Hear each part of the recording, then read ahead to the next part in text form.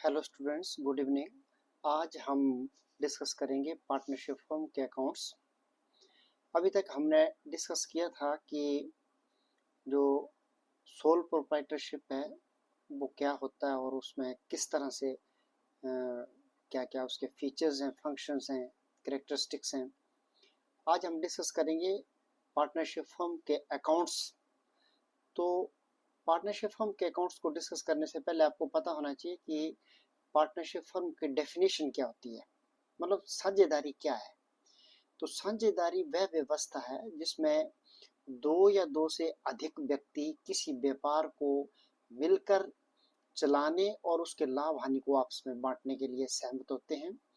और ये भारतीय साझेदारी अधिनियम 1932 के अंतर्गत आता है। अब आपको ये भी पता होना चाहिए कि साझेदारी की विशेषताएं क्या क्या होती हैं। साझेदारी की विशेषताएं देखो, सबसे पहला तो पॉइंट आपका इसमें डेफिनेशन में ही इंक्लूड है कि इसमें कम से कम दो व्यक्तियों का होना जो है वो जरूरी होता है। और उसके बाद उनमें एक समझौते का होना, जो कि लिखित या मौखिक दोनों में से कोई एक हो सकता है, लेकिन लिखित समझौता जो है वो अच्छा माना जाता है। और प्रॉफिट एंड लॉस का जो डिस्ट्रीब्यूशन है, लाभ हानि का बंटवारा जो है, या तो जो इनके बीच में अनुबंध होता है, जो डीड होता है, उसके अकॉर्डिंग बांटा जाता है, या फिर बराबर बराबर अगर डीड में कुछ रेशो नहीं दी है तो बराबर बराबर बांटा जाता है लाभ हानि को। और इसमें एक ये आपस में एक म्यूचुअल एजेंसी, बोलने का मतलब ये है कि फर्म, साझेदारी फर्म का एजेंट और प्रिंसिपल आपस में इनका दोनों का संबंध होता है। अर्थात अगर एक कोई हमने ऑथराइज किया हुआ है डिसीजन लेने के लिए, और अगर किसी कारणवश फर्म को लॉस हो जाता है तो वो लॉस जो है वो एक को ना बेयर करके बाकी सभी साझेदारों में जो रेशो के अकॉर्डिंग या समान रूप से बांटा जाएगा।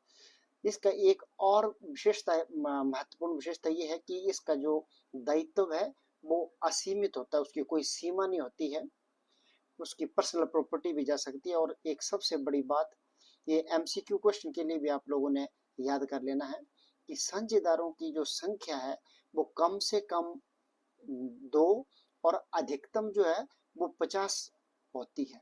ये कंपनी अधिनियम 2013 के अनुसार उसको डिफाइन किया हुआ है। इसके बाद मैंने जैसे आपको पहले बताया कि साझेदारी फर्म जो है उसमें कम से कम दो व्यक्तियों का होना जो वो जरूरी है। और जब दो या दो से ज्यादा व्यक्ति आपस में किसी बिजनेस को चलाने के लिए मिलते हैं, इकट्ठे होते हैं, तो उनके बीच में एक अनुबंध का होना जो है वो बहुत जरूरी है, जिसमें सारी की सारी शर्तें और नियम जो उस फर्म को चलाने के लिए जरूरी है वो लिखी जाती हैं। जैसे मैंने आपको पहले बताया कि जो पार्टनरशिप डीड है वो लिखित भी हो सकता है और मौखिक भी हो सकता है, लेकिन लिखित जो है वो अच्छा माना जाता है।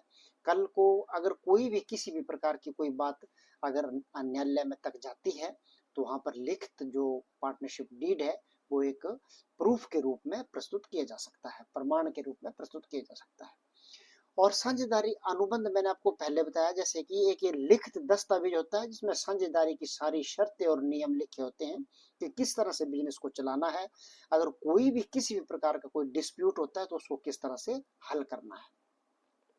उसके बाद इसके जो मुख्य बिंदु या क्या क्या उसमें होना चाहिए पार्टनरशिप डीड में, तो पार्टनर्स की कैपिटल का कितनी कितनी कंट्रीब्यूशन जो है वो पार्टनर्स अपनी पूंजी का लगाते हैं, कितना कितना पैसा उन्होंने लगाया है, प्रॉफिट एंड लॉस का जो रेशो है वो क्या होगा, और इंटरेस्ट ऑन कैपिटल दिया जाएगा, पूंजी पर ब्याज दिया जाएगा या नहीं दिया जाएगा, दिया जाएगा तो किस रेट ऑफ इंटरेस्ट के साथ दिया जाएगा। जो ड्राइंग अपने पर्सनल यूज के लिए कोई फर्म में से कोई साझेदार निकालता है तो उसके ऊपर ब्याज लिया जाएगा फर्म के द्वारा या नहीं लिया जाएगा। वेतन है साझेदार का कोई प्रवेश के समय या सेवानिवृत्ति के समय किस तरह से क्या क्या एडजस्टमेंट्स जो वो की जाएगी, वेतन या कमीशन जो वो क्या रहेगा, दिया जाएगा या नहीं दिया जाएगा। और बाकी के और भी शर्तें और नियम जो कि पार्टनरशिप फर्म को चलाने के लिए जरूरी हैं वो सारे इसमें इंक्लूड होते हैं। उसके बाद साझेदारों के जो खाते होते हैं कि साझेदारों का जो किस तरह से वो मेंटेन करके रखें। साझेदारों के खाते दो प्रकार के होते हैं, एक तो होता है फिक्स कैपिटल अकाउंट जिसको स्थिर पूंजी खाता बोलते हैं, और एक होता है परिवर्तनशील पूंजी खाते। स्थिर जब जब कोई पार्टनरशिप फर्म जो है वो फिक्स कैपिटल अकाउंट मेथड को अपनाती है तो इसमें दो खाते बनाए जाते हैं पार्टनरशिप फर्म में, एक कैपिटल अकाउंट और एक करंट अकाउंट। कैपिटल अकाउंट में ओपनिंग और क्लोजिंग बैलेंस जो शुरू में होता है वही एंड में होता है, उसमें कोई चेंज नहीं आता। लेकिन जो करंट अकाउंट होता है उसमें साझेदारी फर्म से संबंधित सारे के सारे एडजस्टमेंट समायोजन जो है वो उसमें किए जाते हैं। जो साझेदारों की इंटरेस्ट ऑन कैपिटल है, सैलरी है, फिर कमीशन है, इंटरेस्ट ऑन ड्राइंग है, सारे समायोजन वो करंट अकाउंट में किए जाते हैं। जब उनका पार्टनरशिप फर्म के अकाउंट जो है वो फ्लक्चुएटिंग होते हैं तो हम पार्टनरशिप फर्म के जो कैपिटल के बैलेंसेज है उनको लिखने के बाद बाकी सारे के सारे एडजस्टमेंट जो है फ्लक्चुएटिंग कैपिटल अकाउंट में सारे के सारे किए जाते हैं। सारे के सारे करने का मतलब interest on capital, salary, commission, interest on drawing, distribution of profit and loss, ये सारे के सारे एडजस्टमेंट उसमें आ जाते हैं। फिर डिस्ट्रीब्यूशन ऑफ प्रॉफिट जो है वो पार्टनरशिप फर्म में किस तरह से किया जाता है, मैंने आपको पहले बताया कि जितने भी पार्टनरशिप फर्म में पार्टनर्स होते हैं वो अपने जो प्रॉफिट कमाते हैं या तो वो बराबर बराबर बांटते हैं या फिर वो साझेदारी जो उनका समझौता होता है उसके बीच में, उस समझौते में जो रेशो दी होती है कि किस पार्टनर्स को कितना कितना किस रेशो में किस अनुपात में दिया जाएगा, या तो वो उस अनुपात के अकॉर्डिंग बांटते हैं। अगर पार्टनरशिप डीड में वो रेशो नहीं दी हुई है तो सब में बराबर बराबर प्रॉफिट एंड लॉस जो है वो बांटा जाता है।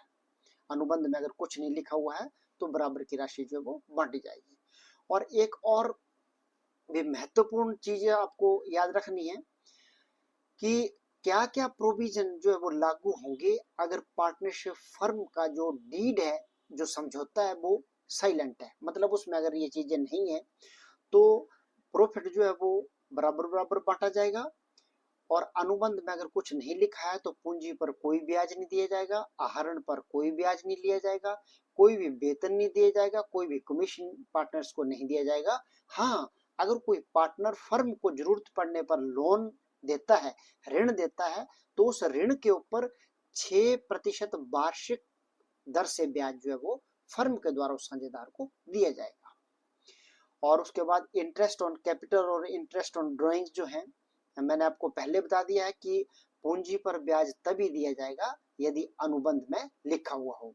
अनुबंध में दिया हो कि किस 5% 10% की दर से इनके पूंजी पर ब्याज दिया जाएगा, तभी वो लगाया जाएगा, या ड्राइंग के ऊपर तभी वो चार्ज किया जाएगा अगर अनुबंध में दिया हुआ हो। अगर अनुबंध में नहीं दिया है तो आहरण पर ब्याज नहीं लिया जाएगा, पूंजी पर ब्याज जो है वो चार्ज नहीं किया जाएगा, या पूंजी पर ब्याज नहीं दिया जाएगा, आहरण पर ब्याज नहीं दिया जाएगा। कोई भी सैलरी या कमीशन जो है वो अनुबंध में अगर नहीं दिया, इसका विवरण नहीं है, तो कोई भी किसी साझेदार को ना वेतन मिलेगा ना कमीशन मिलेगा, चाहे वो बेशक भले ही कोई एक्स्ट्रा टाइम भी लगाता है तो भी। फिर इसके जो खाते होते हैं वो क्या क्या मेंटेन किए जाते हैं पार्टनरशिप फर्म में, दो प्रकार के खाते बनाए जाते हैं, एक लाभ हानि नियोजन profit and loss appropriation account और एक balance sheet. Profit and loss appropriation account लाभ हानि विनियोजन खाता इसको क्यों बोलते हैं, विनियोग खाता क्यों बोलते हैं, या समायोजन खाता क्यों बोलते हैं, क्योंकि प्रॉफिट और लॉस का पता जो है वो प्रॉफिट एंड लॉस अकेला जो प्रॉफिट एंड लॉस अकाउंट बनता है वहां से लग जाता है। अब उसमें जितना प्रॉफिट हुआ है उस प्रॉफिट को पार्टनरशिप डीड के अकॉर्डिंग किस तरह से पार्टनर्स के बीच में खर्चों को घटा करके बांटा जाना है, उसके लिए हम profit and loss appropriation account बनाते हैं। इसमें लाभ का जो डिस्ट्रीब्यूशन है, पूंजी पर ब्याज है, कोई सैलरी है, कोई कमीशन है, ये सारे का सारा, कोई इंटरेस्ट ऑन ड्राइंग है, सारे का सारा लेखा जोखा करने के बाद जो प्रॉफिट बचता है उसको या तो पार्टनर्स में जो पार्टनरशिप डीड में जो रेशो दी हुई है उसके अकॉर्डिंग, अगर नहीं दी है तो बराबर बराबर बांट दिया जाता है। और दूसरा होता है बैलेंस शीट।